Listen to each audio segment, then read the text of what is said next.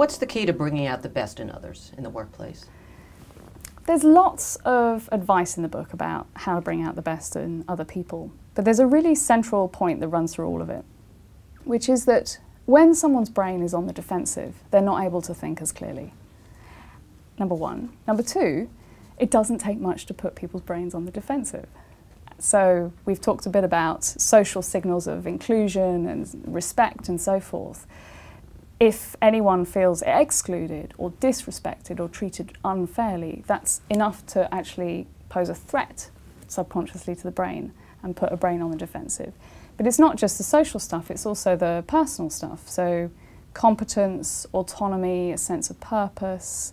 These things are really profoundly important as motivating factors for us. Take them away and a brain will go on the defensive.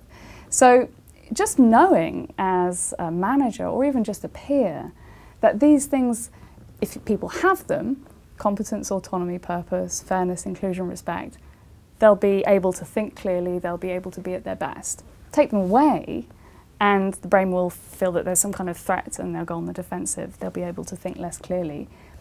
That's actually at the root of all the advice. You're thinking about how can you give people more of that. So for example, it's one of the reasons why coaching is such a strong technique to have in your armory as a leader. If you tell someone the answer to a problem that they've come to you with, you give them an answer. That's not unhelpful, of course, you know, you're sharing your wisdom.